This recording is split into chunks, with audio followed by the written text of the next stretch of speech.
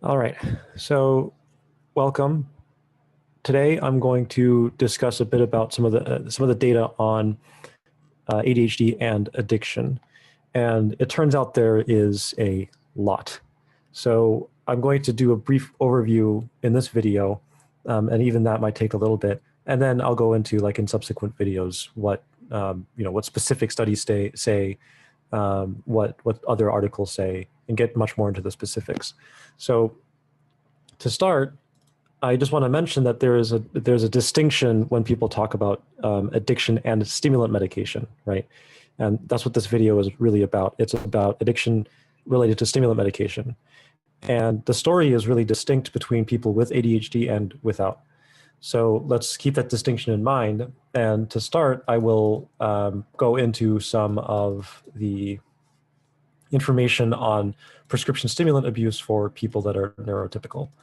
So this information to start is from the NIH, and prescription stimulants. These are typically used to, of course, to help treat ADHD, narcolepsy, and so on. And I'm of course taking one of these types, Adderall, but there's dexedrine and Ritalin, different kinds.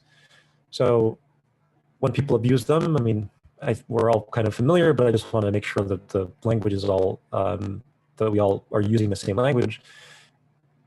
Prescription stimulant abuse involves taking medicine in a way or dose other than prescribed, taking someone else's medicine, or taking medicine only for the effect it causes, that is, to get high. And this can be a pretty big problem. It's right there alongside. So actually, I don't know the numbers, but it is a big problem, and it's alongside the opioid epidemic. All right, so prescription stimulants, these are known effects: increases blood pressure and heart rate, increases breathing, decreases blood flow, especially in the brain, increases blood sugar, and opens up breathing passages. So there's stories of some athletes who will abuse prescription stimulants because it gives, clear benefits to their athletic performance. And that's not good. Can a person overdose on prescription stimulants? Yes, a person can. And this is a situation where you are allowed to call a doctor. And again, I'm going through this very quickly. I'll leave a link for all these articles in the description. And this is, again, for general stimulant abuse, right? Still unrelated entirely to ADHD. Can prescription stimulant use lead to substance abuse disorder and addiction? Yes. Misuse of prescription stimulants can lead to a substance use disorder, which takes the form of addiction in severe cases. Long-term use of stimulants, even as prescribed by a doctor, can cause a person to develop a tolerance, which means that he or she needs higher and or more frequent doses of the drug to get the desired effects. All right. And this is, in fact, a big reason why I try to take breaks. It's still not quite clear yet how much tolerance develops in people with ADHD. I imagine the rates are pretty similar, but it would be nice to see data on. I'll try to find data on that at some point. Concerns should be discussed with a healthcare provider. Of course, I should mention always, I'm not a medical doctor. I am at best qualified to read and understand scientific studies on this, but anything beyond that, I'm totally unqualified. And even to read these scientific papers, they're outside my field. So I'm not necessarily the best resource, but I will try to present this information to you, without using the highly technical language that often appears in these studies. Right. Okay. So, and once you have some kind of tolerance to it and you stop, then you might get these symptoms like fatigue, depression, and sleep problems. This is withdrawal. And as we'll see a little bit later, there's actually a distinction between substance addiction and substance dependence. So so I'll get into that later. Dependence is kind of more straightforward, and addiction is much more severe. Points to remember: stimulant misuse can lead to a substance abuse disorder, which takes the form of addiction in severe cases, even when used as prescribed by a doctor. So, right, clear warning message: one should be careful when taking stimulant medication all the time. And then Behavioral therapies can be effective in helping people stop prescription stimulant misuse, including cognitive behavioral therapy and contingency management. So if unfortunately, God forbid, if you do end up down that path, then there is help out there for you. How can people get treatment? Right, so that's the same thing, behavioral therapies, okay? So yeah, pretty good comprehensive page. I generally trust the NIH. I don't think so it really bothers me when pages like this don't include links to studies. But generally with pages like the NIH, or with organizations like the NIH, if they have an article like this, it comes from verifiable sources. All right. And those sources I'll try to find at some point too, if I can find the time. Okay. More information on drug abuse, I will link this page as well.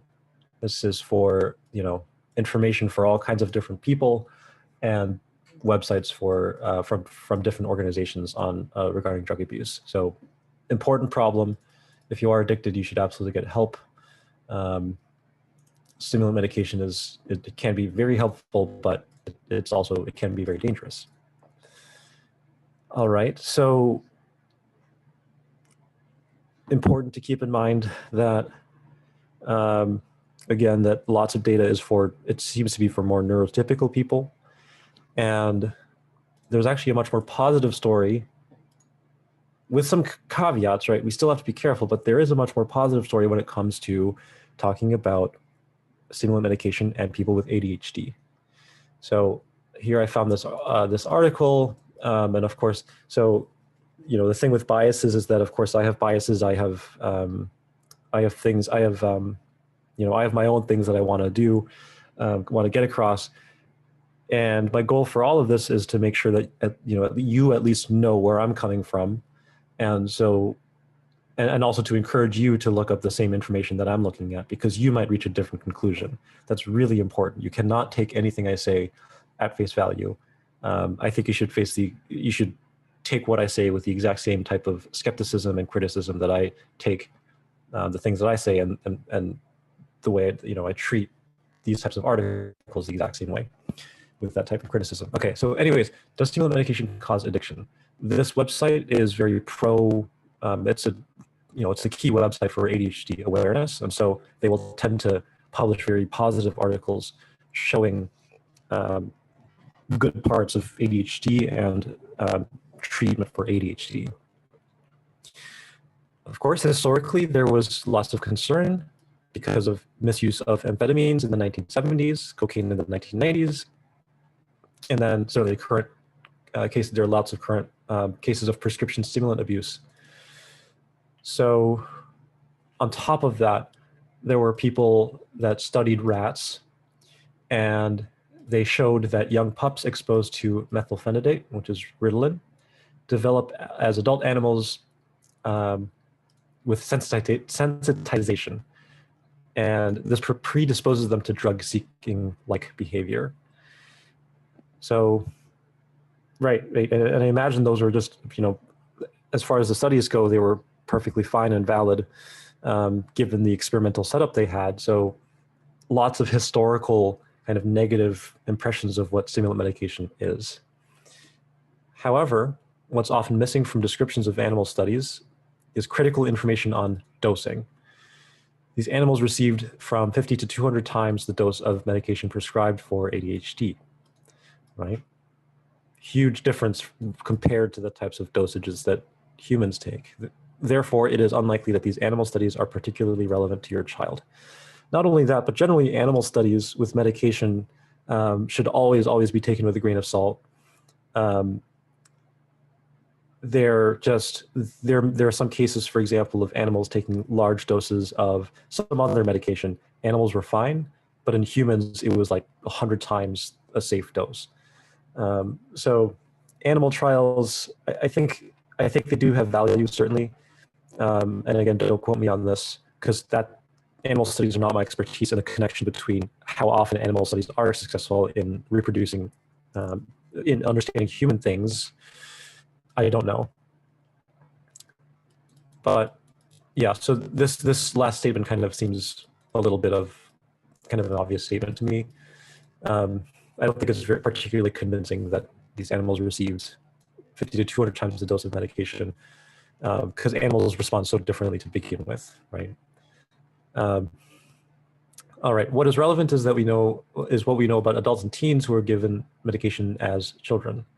10 studies that have addressed this, there are 10 studies that have addressed this important issue. So here's the positive part of the story. 6 of the studies demonstrate clearly that earlier treatment results in reduced substance abuse. That's great. 3 studies show no difference, still great. 1 study shows higher risk for substance abuse connected to earlier treatment, a little negative.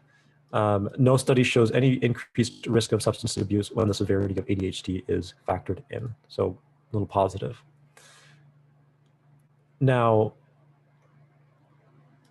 what they're saying is that the risk, they're talking about risk.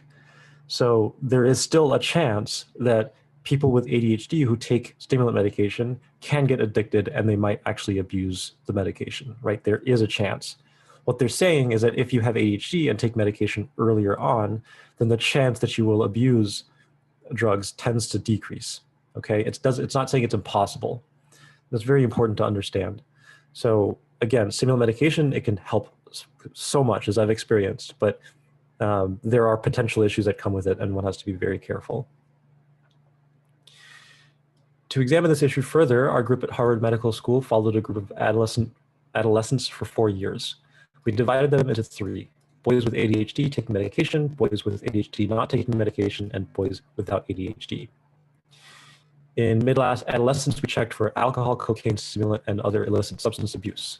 The ADHD group taking medication had far lower rates of substance abuse than the ADHD group not taking medication. So very positive statement. This is excellent that there's strong evidence that there exists of people who take stimulants with ADHD tend to decrease the risk of drug abuse. But they're still talking about rates, right? Let's be very clear that the ADHD group taking medication had far lower rates. So it's likely that they still had people in the ADHD group taking medication that still ended up with drug abuse.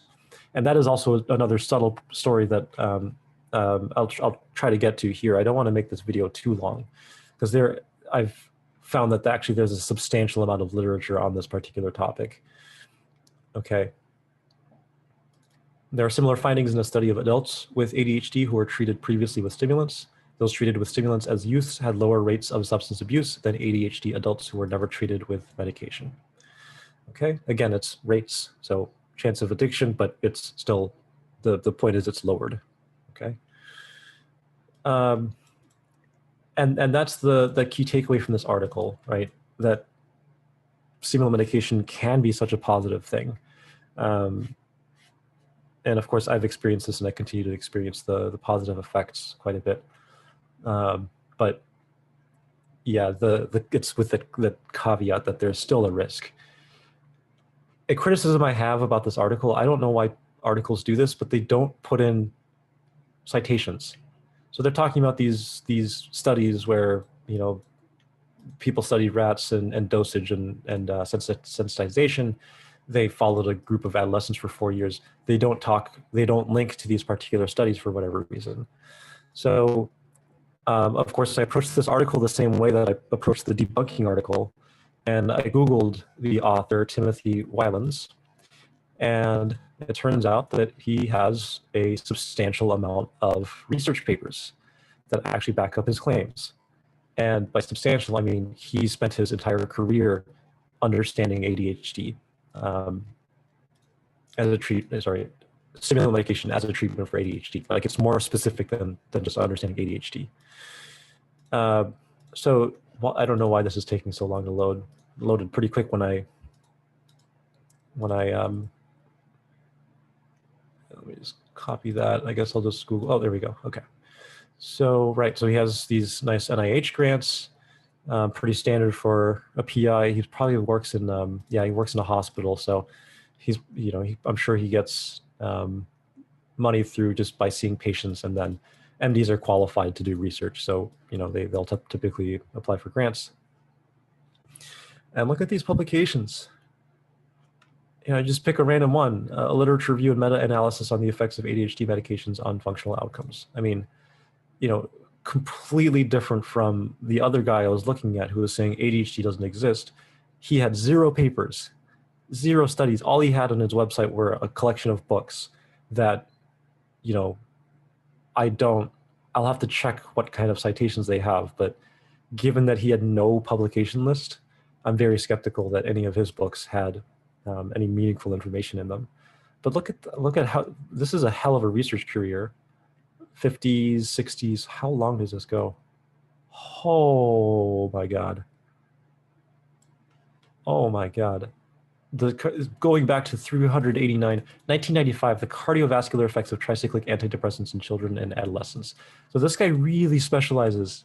I mean, since way before, you know, probably since I was born. He's been doing this stuff since before I was born. And studying medication effects on children and sounds like a little bit on adults too. So this is what I'm talking about. If someone's coming to the table and saying, I have evidence for blank, regardless of whether or not it agrees with what I want to happen, which is I want to see good evidence for ADHD. Of course I want that. But that doesn't matter. What someone needs to do is, I have evidence that ADHD does not exist. They better have done studies that prove that claim, at least that provide some strong evidence for that claim. Good studies, right? That's what I mean when I say studies. I mean good studies. And this guy, yeah, I imagine the papers. I'm not familiar with these journals at all, but I'm sure they're they're decent quality journals. PMC citations. Oh, I see. So we could actually judge kind of based on the number of citations how well he's doing. 139, that's pretty solid. So this is what I mean. This is one guy who has a ton of information about stimulant medication on, ADHD, people with ADHD. And that's like, he has literally hundreds of papers. So I'll have to figure out how to parse this information and pick a few for the journal club that are most relevant and most high impact. I might just stick to the number of citations for simplicity or something. He also has a book. Right, let me open up that folder.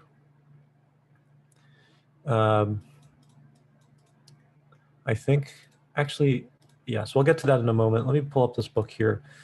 This is a book that Tim Whalen wrote. And, just like any good book should be, it has tons of citations.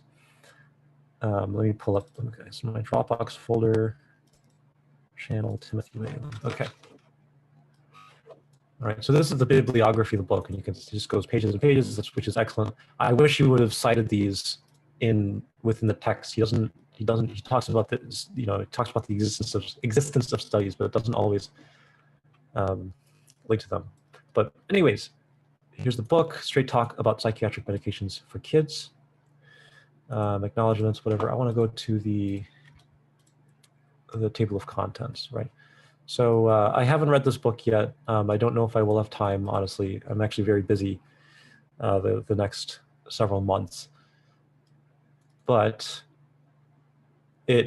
I haven't read his papers yet, but I actually I want to trust this guy just because he appears to be so experienced in this particular field. Psychotropic medications, disorders, right. Stimulants and non-stimulants for ADHD. Was that the page? Let me just double check something here. I just want to make sure that I'm pulling up the right page. Okay, pull up Tim's book, page 50, Aren't the Medications Addictive? Right, that's what I wanted to talk about. I think it was it this page 50? Yes, Aren't the Medications Addictive? Okay, so let me zoom in.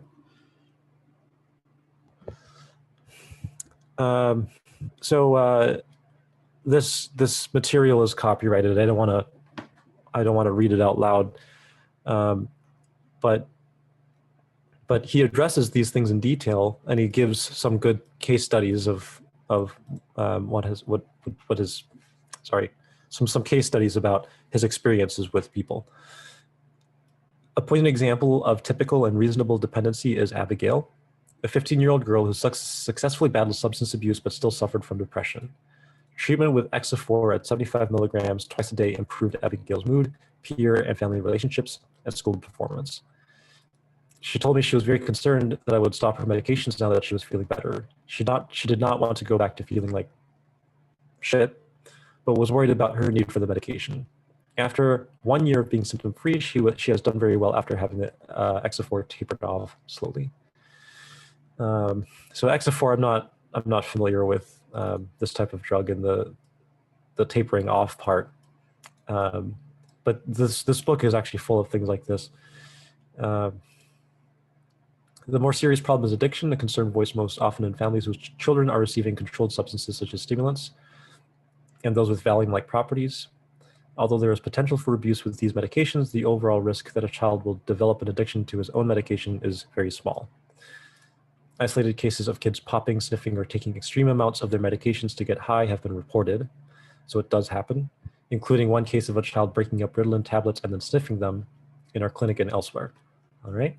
Your careful management of your child's medication coupled with your ongoing observation of your child will help prevent this problem or help you identify it quickly if it emerges. All right, so I think that's a very important sentence.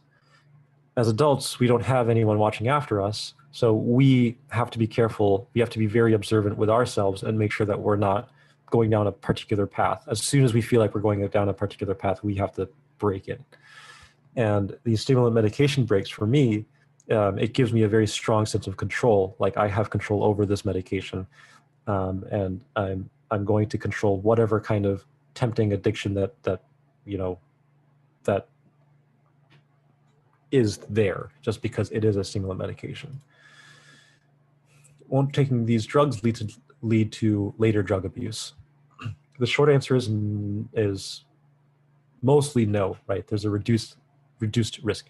In fact, a recent study that evaluated the world's literature on this topic found that treating kids with ADHD using stimulants reduced the risk for later substance abuse by half. Okay, so substance abuse does happen on the one hand. On the other hand, the risk of substance abuse is much lower. When such kids do develop, oh, this is really important. When such kids do develop a later addiction to a street drug, it is usually the underlying disorder and the environment in which they're involved that place them at risk for later addiction, okay? So it's not just the stimulant medication, it's the environment that they're in and the problems that they're facing. Young people with depression, anxiety, or ADHD and conduct disorder, for example, are at risk for later substance abuse, largely by nature of their conduct disorder. One 16-year-old boy who has been on Strattera for 5 years found that the medication was relatively effective in treating his ADHD, but that many delinquent behaviors related to his conduct disorder failed to respond to a multitude of interventions. Recently, he admitted to daily marijuana use as well as occasional LSD use. The boy's parents suspected that his stimulant medication had resulted in later drug abuse, but I believe his underlying conduct disorder was much more likely a pathway to drug abuse. Right. So there's something else was going on aside from the ADHD, and that caused problems. Another common pathway to substance abuse is living in an environment of tolerance for illicit drug use, as in schools where daily marijuana smoking is not considered aberrant. Parents who are using or abusing illegal substances also put the children at risk by nature of genetics and poor modeling. This contrasts with parents taking prescribed and illicit medications, which serves as a good model for their children. Finally, consider the possibility that not being treated for the disorder optimally or at all may lead your child to future drug abuse, as was the case in one study of ADHD children growing up. The demoralization, distressing symptoms, and underachievement that often result from leaving a psychiatric or psychological disturbance untreated are known to place children at risk for later substance abuse. Think of this risk as reminiscent of the well-known medical risk of stroke following untreated hypertension. Although the hypertension may not be life-threatening, poor blood pressure control may show up as serious complications decades later. Similarly, your child's disorder may not seem very severe today, but leaving it untreated can subject your child to an accumulation of harmful secondary effects that may very well put the child at risk for adolescent substance abuse. Yeah, so this entire paragraph is incredibly important and incredibly useful and honestly very heartening as someone that takes stimulants. and this also goes back to my video on therapy, get rid of, figure out the underlying causes of what you're facing, right? If you do have ADHD symptoms, especially if the symptoms appeared later in life, then it's possible. I'm not saying it's guaranteed. It's possible that there is something else going on with nutrition, blood sugar, like related to diabetes, um, a whole host of things that could be physical problems. So I encourage everyone, this is what I did for myself, is to really try to figure out, is it diet? Is it exercise? Is it sleep? Am I just, did I just not do enough, did I just not do enough math growing up or something and exercise my brain? And try to really eliminate the actual causes that could be it. And if you can, that's great. Honestly, it's great, because being on medication, it kind of sucks to be on a crutch for the rest of your life. And unfortunately, I have to, especially certainly with my antidepressants. And then when you get to a point where you've kind of ruled out everything, then it makes sense to turn to stimulant medication. In my opinion, you should consult your doctor, of course. But I think it really does help, because then, in my case, because I've done all those things, everything I possibly can, whenever I feel guilty about taking stimulant medication, I remind myself, okay, I genuinely did try for easily over a decade. A decade worth of career time, and then a good 20 years before that as a regular person going through school, to really try to fix things in my brain that were not working. And I genuinely couldn't. All right. But talk to your doctor. You don't have to listen to me. Okay. So there are. This is really a gem of a book. The concerns regarding children. So this is, of course, focused on children, but I think the ideas, if you abstract some of these ideas, it can apply to you. And you just have to make sure that you're watching yourself very carefully and being as honest with yourself as you possibly can be. Okay. So from this book, I really want to verify some of these statements, and I'm assuming that some of the references, I'm sure that he's stating results from the actual references and actual studies. And so I found a few, and I'll just very briefly mention them before I finish.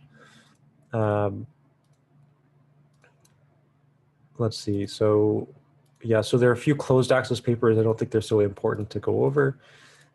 Here's a systematic review that I found. This is from, what year is this from? 2020. Oh, okay, yeah, this is extremely recent. Non-medical use of prescription stimulants, risk factors, outcomes, and risk reduction strategies. And let's see, I'll just mention the results. A total of 111 studies met inclusion criteria. So meta-study, I believe this is a meta-study. So yeah, either review. So of course, review means that you're kind of listing all the different papers and explaining what's kind of the forefront of the field in recently published studies. And the fact that they're talking about including 111 studies, it sounds like a meta study. So they look at data from these 111 studies, and they do an additional analysis on that collected total data. NMU and diversion of stimulants are highly prevalent. I don't know what is, and let me just make sure that they define that. NMU, non-medical, to review all literature on the non-medical use and diversion of prescription stimulants to better understand the characteristics, risk factors, and outcomes of NMU, and to review risk reduction strategies. Right, okay. Yeah, so this paper is a meta-study on non-medical use.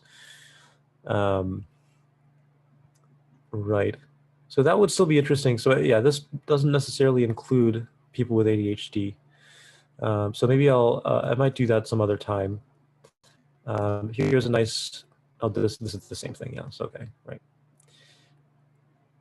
Okay. And I believe, yeah, so this link is to the book that I just showed you. And from the bibliography of the book, I found a few papers that could be relevant that I think I will go over. This was published in 2003. Does stimulant therapy of ADHD beget later substance abuse? A meta-analytic review of literature. All right. From 1989, comorbidity of substance abuse and other psychiatric disorders in adolescents. So this is very old and actually predates that Zametkin et al. Paper. So I'd be very curious to see what that says. And then finally, clinical approach to treatment of ADHD in adolescents with substance abuse disorders and conduct disorder. Conduct disorder is a very, it's a complicating factor, right? Because with kids that have ADHD,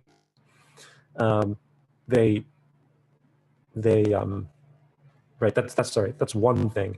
And then conduct disorder is an additional layer on top of that where you're it's almost like the kid is psychopathic. Maybe not that extreme, but it's basically what the name implies, as far as I understand. I've only seen one video on the topic, and the psychiatrist or the medical doctor, they described it, and it sounded like a very extreme thing. Okay, and right.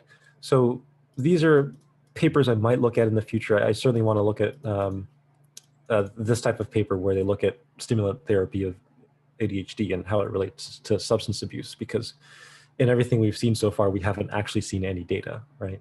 They vaguely point to papers that exist out there and then throw them in a bibliography, but don't specify, okay, it was this author, this date, and you can look at this journal. So I will have to do that. And to conclude, it's also stated in Hallowell's book that stimulant medication reduces the risk of drug abuse. They say 60%, but the paper that they referenced in an article that said the same thing, and it was actually 30%. So I don't know what that is, but there is a reduction. And then the risk of abuse decreases the longer someone has been on stimulant medication. So this link, which I will put in the description, shows exactly that. And I might do this in a journal club video at some point. But yeah, for each year, I think the conclusion is, yeah, relative to later onset and shorter duration of stimulant treatment for ADHD, early onset and longer duration of stimulant treatment for ADHD was associated with a risk of substance abuse during adolescence that is lower than and similar to that in the general population. What a wordy sentence. You get the idea. This sentence is much cleaner. And then I also decided to plot my alcohol spending over the past 1.5 years. That's about the time when my alcohol consumption got pretty bad. And because this is me buying alcohol, we can safely assume that alcohol spending is basically the same as alcohol consumption. And this is what the plot looks like. So January 2019, it was pretty rough. But yeah, it just, it got worse and worse and worse. And there are reasons I don't think I necessarily want to go into them. Let me zoom into this plot. Okay, that should be clear.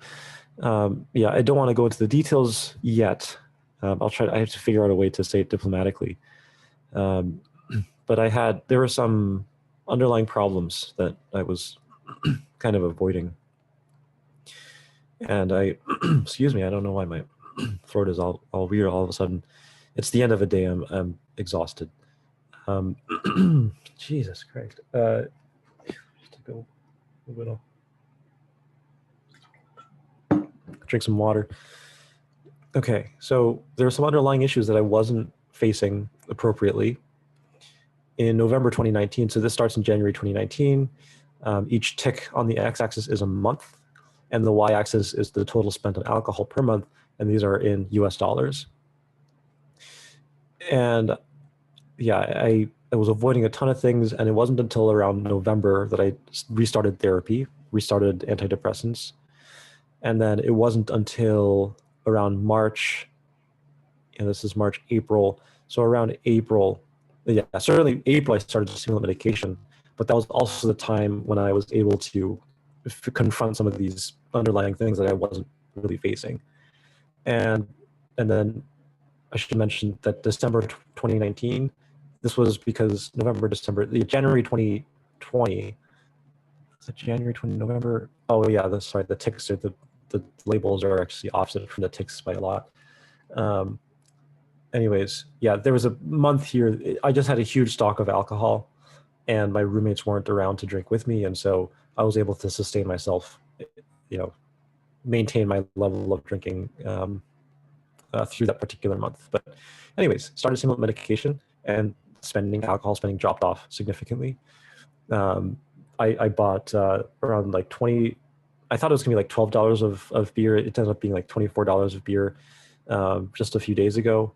And it's incredible how little I drink. I mean, I had one can, and that was it for me. It was just like the appeal wasn't really there anymore.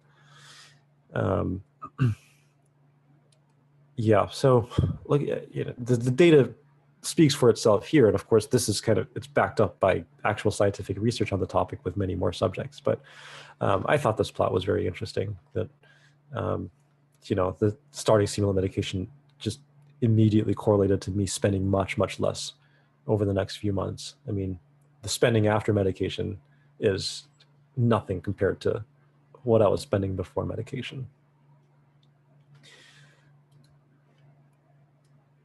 All right.